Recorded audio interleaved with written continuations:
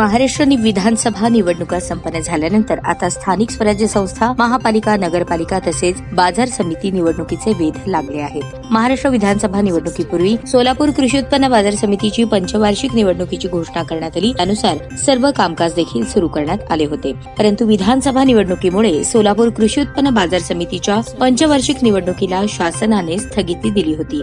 आता या स्थगितीला देण्यात आलेली 31 डिसेंबर 2024 पर्यंतची मुदत संपुष्टात येत आहे. त्यामुळे बाजार समितीच्या निवडणुकीचा पुढील प्रारूप कार्यक्रम तयार करून लवकरच सहकार निवडणूक प्राधिकरणाला पाठवण्यात येणार असल्याची माहिती अधिकाऱ्यांनी दिली. प्राधिकरणाने मंजुरी दिल्यानंतर बाजार समितीची निवडणूक प्रक्रिया सुरू होणार आहे. त्यामुळे राजकीय वर्तुळात जोरदार हालचाली सुरू झालेल्या दिसत आहेत. दरम्यान सोलापूर कृषी उत्पन्न बाजार समितीच्या कार्यक्षेत्रात भाजपचे आमदार विजयकुमार देशमुख, आमदार सुभाष देशमुख, आमदार सचिन कल्याण शेट्टी, आमदार देवेंद्र कोठे हे 4 आमदार आहेत. पूर्वी विजयकुमार देशमुख सभापती होते. त्यानंतर बाजार समितीमध्ये प्रशासक राज सुरू झाले. प्रशासकांच्या काळात निवडणुकीचे पडघम वाजण्यास सुरुवात होईल. त्यामुळे भाजपने ही निवडणूक आता स्वबळावर लढण्याची तयारी सुरू केली आहे. काँग्रेस नेत्यांनीही विधानसभा निवडणुकीत दारुण पराभव पत्करल्यानंतर बाजार समितीची निवडणूक मनावर घेतलेली दिसत आहे. दरवेळेसप्रमाणे काँग्रेसकडून सुरेश हसापुरे हे बाजार समितीचे किंगमेकर ठरणार का दक्षिणचे माजी आमदार दिलीप माने हे मार्केट यार्डचे किंगमेकर ठरणार, याकडे देखील सर्व राजकीय वर्तुळाचे लक्ष लागले आहे. त्यामुळे या निवडणुकीत माजी आमदार दिलीप माने यांची भूमिका निर्णायक ठरणार असल्याचे बोलले जात आहे.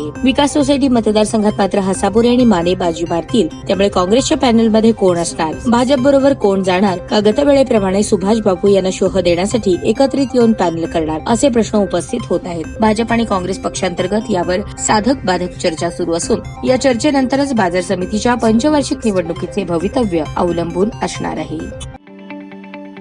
ताज्या बातम्या पाहण्यासाठी प्राईम महाराष्ट्र न्यूज चॅनलला सबस्क्राईब करा.